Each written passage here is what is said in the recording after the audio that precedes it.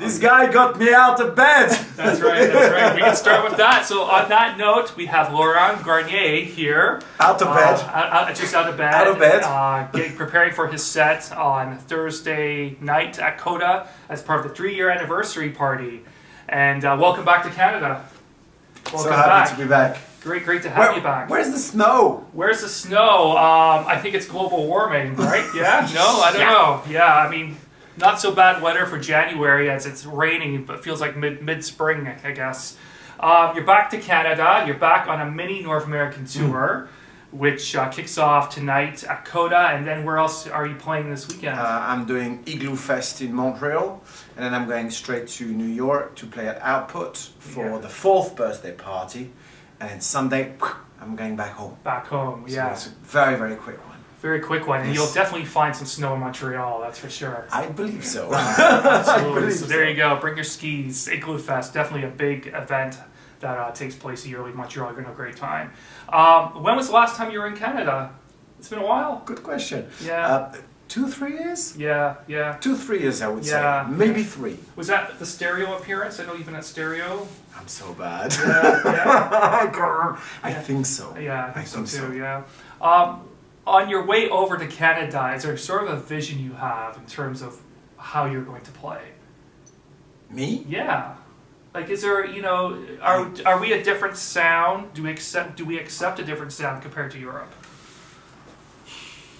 I would compare Canada being quite close to what I see when I play. I don't play very much in the States, but whenever I play in the States, I usually go to Output because I really like that club where I find the audience very open-minded.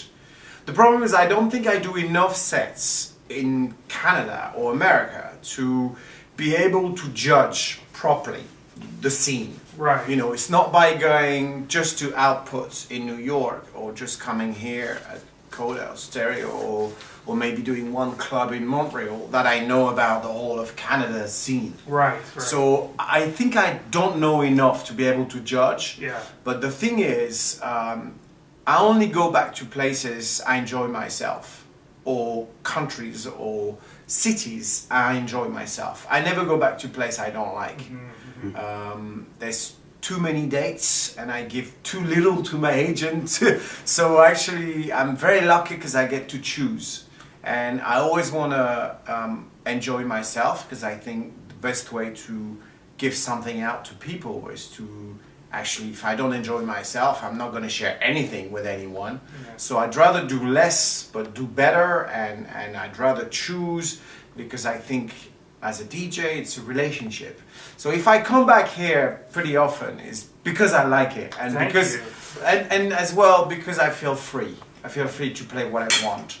And that's really important to you. Yeah, for sure. Yeah. I kind of stopped going to places where I felt I was forced to do something.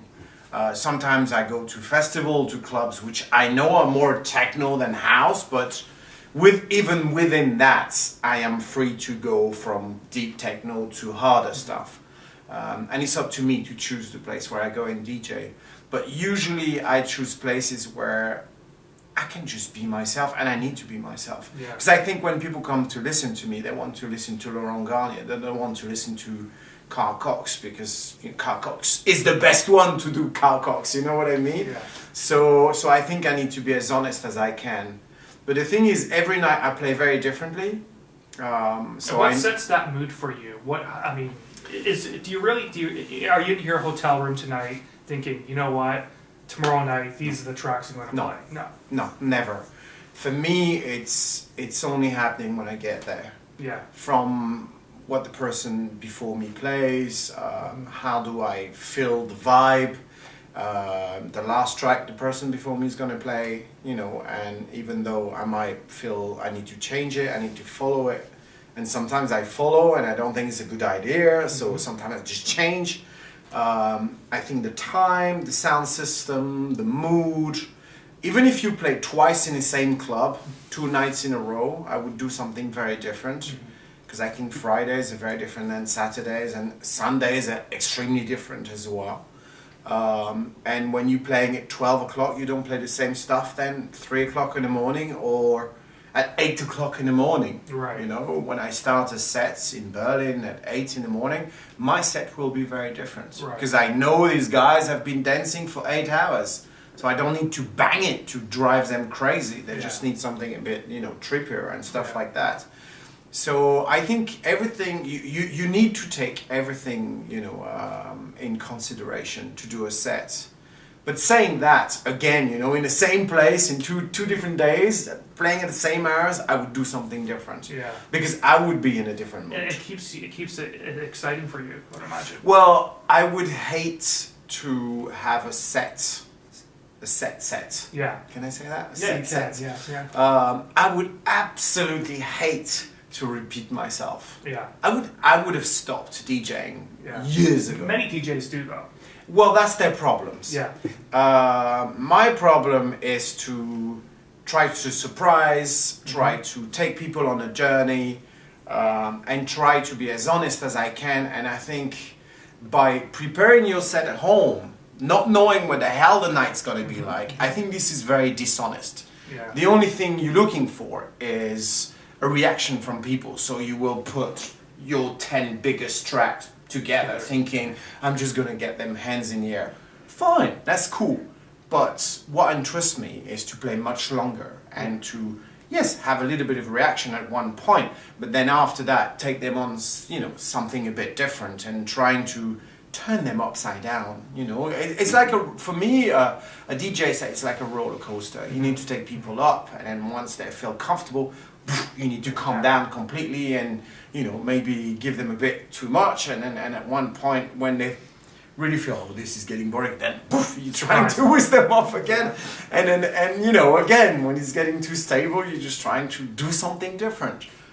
You can't do that every night, but I think this is our job to surprise, and somebody that does the same set over and over again, you know what, I don't think these guys will stay for Some long. great advice to some younger DJs listening this morning. And It's not the younger DJs, some older DJs do that too, and I know a lot of young DJs who just are amazing every night, so it's not just an old generation, young generation thing. I think it's just the way you take your job, and for me, my job is to, if I don't surprise myself, how the hell will I surprise people? That's right. If I can't make myself dance to the music I play, how the hell will I make people want to dance? You know, it's all about sharing. So I am the first punter, and I would be extremely bored if I would just have to play the same stuff over and over again. Yeah, for sure. So I know what I will play tomorrow. 90% of the stuff I will play tomorrow will not be played Friday or Saturday. Yeah. For good, sure. Good, excellent. For sure. 30 years in the business. Some would say. In September it will be exactly 30 years, yes. It's a tough business to survive. And to survive and thrive. And you've done both. I think there's a lot of other business where it's tough to survive. We're lucky because we're in a business that brings a lot of joy, a lot of pleasure, which this is the way I see it. So that's already a good thing.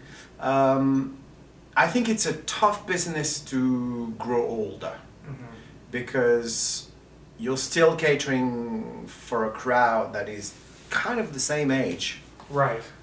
Which is a mixture from 18 years old till 30. This is the average age of what you get when you go and DJ. And now me being 50, you know, I feel like a lot of the crowd could be my kids. That's right. And again, we playing music that is 30 years old. Not saying that I'm playing old music. I'm playing a lot of new stuff, but the sound you're referring to. Of course, techno music is 30 years old. And then when you listen to the early productions of Derek May or the guys from Chicago compared to a lot of the stuff we play now, the music hasn't changed that much, you know. So we're kind of playing the same vibes, you know. So I think yes, it's hard to still, you know, be fresh and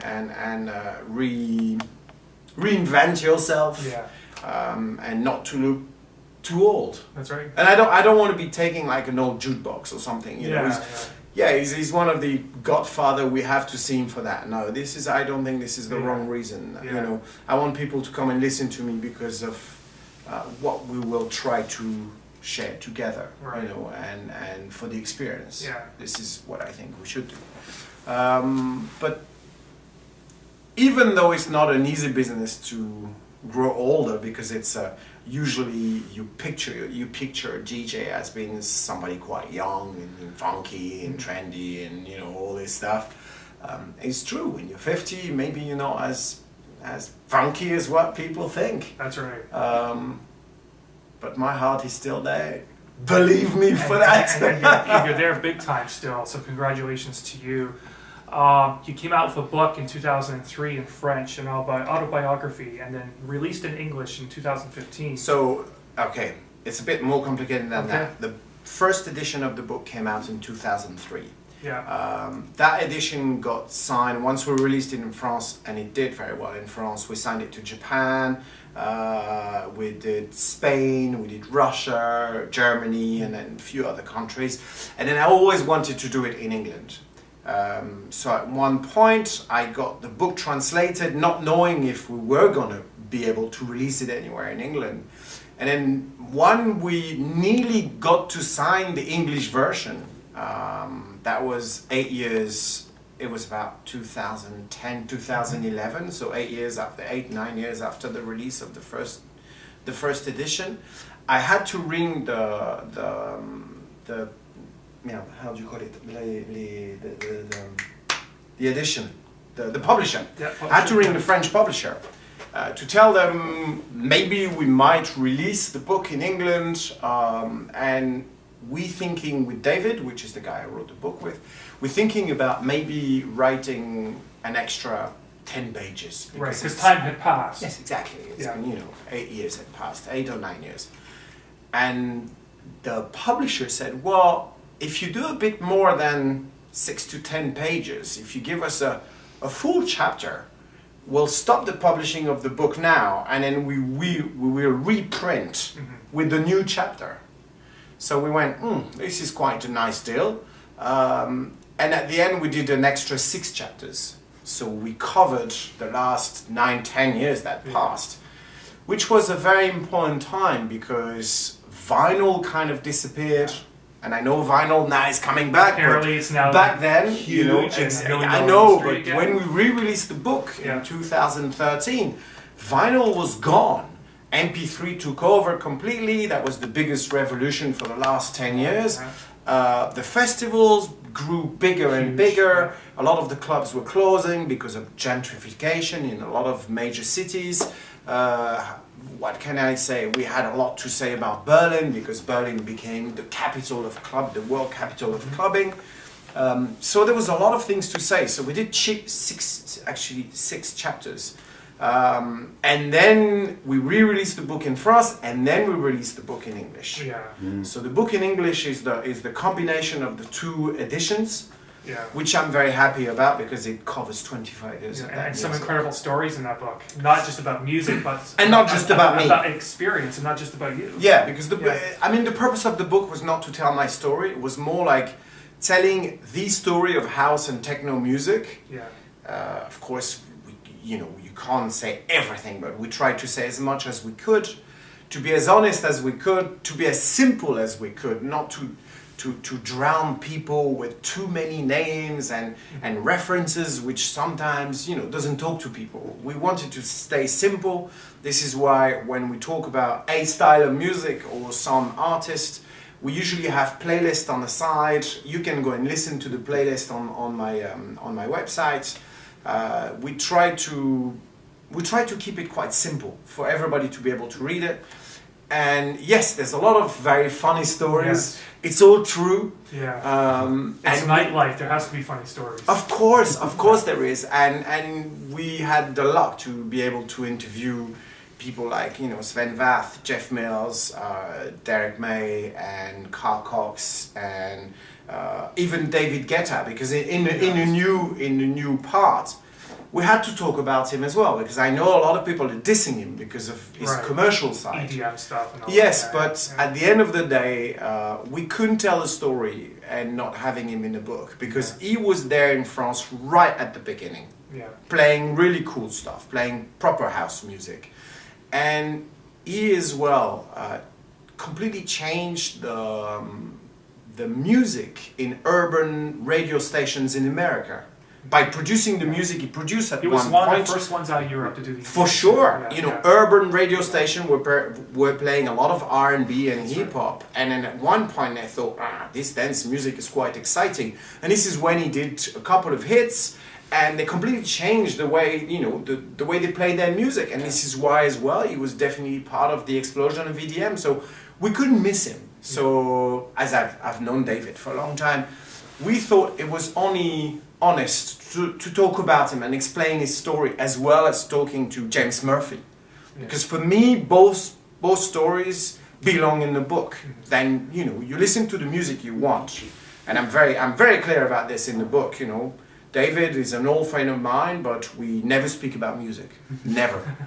Because you can't. We never agree about music. But at the end of the day, he's actually a very nice guy. Right. But we don't talk about music. Which is fine. It's absolutely fine by me. You know what? I truly love the guy. And he's after 25 years, I've known him nearly 30 years. I know if I send him a text now, within 5 minutes he'll answer me. And he's one of the very rare ones, which he's always there. Always. So this is quite important. Do you read a lot? I do, but someone who wrote a book or co-authored a book. Okay, let's be honest. I never wrote anything before that because I'm really bad in orthograph, like really bad. But now I've kind of not as complex. I'm not as complex. No, you can't say complex. In French, you say complex, complexé. How do you say that in English? I'm scared of writing because I'm bad at grammar, exactly. spelling. But now I'm getting much better because of the book and other things I wrote. I'm okay now. I read a lot, but I don't read books as novels and fictions and stuff like that. I read a hell of a lot of biographies. And then sometimes when I work on a subject, like I've been doing some stuff, writing scenario and stuff like that. I've read tons of books about cinema and producers and stuff like that. And before that, tons of books about musicians and biographies. I love biographies. Funny enough. Who do you find really interesting out there? Weirdly enough, I read really strange biographies. I even read Johnny Halliday's one, which is which I really don't like his music, but I wanted to know about his story. One of the last one I read, again, it's going to sound really strange. It's a friend of mine who gave it to me and he said, I know this is a strange one, but read it, you'll love it. And it was the biography of Billy Idol. Oh, nice. And quite frankly, that's so strange, it is strange. Because, it turned out a bit quite commercial, but the beginning of his story, where he met the Sex Pistols right at the beginning, where he's the one who opened the very first punk club in London. All his story was amazing. That was brilliant. And then I read biography about Jazzman, and I read a brilliant one about Monk, brilliant one about Nina Simone. And then after that, it will be a French actor or so kind of all over the place. Really strange stuff. Interested in the human experience. Exactly, but not like history books or not like biography of Napoleon and people like that. No, I read a lot of stuff about either cinema, a lot of cinema and a lot of music. Any current productions you're working on or anything you want to do in the future in terms of Well, I have music-wise, I have an EP coming out on Compact, Speicher actually, which is a sub-label of Compacts. There's a 3-track coming on that, and I think it's coming. I know I redone the mix this week because I just bought some new monitors, and then I rang Michael and I said, Michael, I'm really sorry, but I had to redo the mixes, and I know you already cut the vinyl, so it's He's like, oh, I think we're gonna have to delay it, but I think it's gonna come in March or April, something like that. Then I have a track on a compilation for a 10th anniversary for a French label called Scriptum. Have you heard of it? No. Super good techno label. The guy who owns the label is called Electric Rescue. He's a really, really cool producer.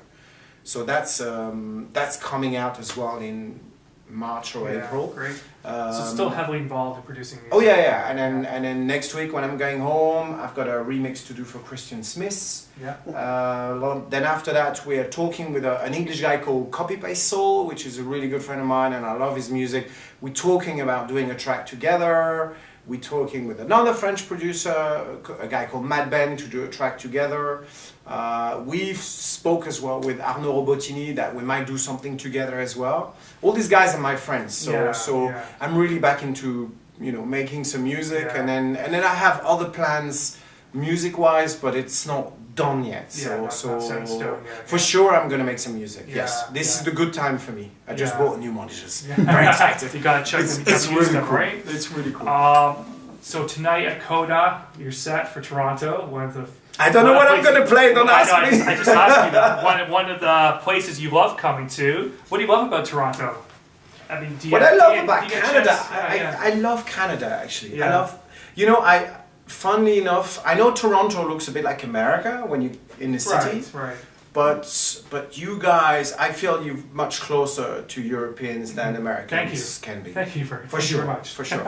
and it's the kind of the Americanized place where I feel kind of home. Yeah.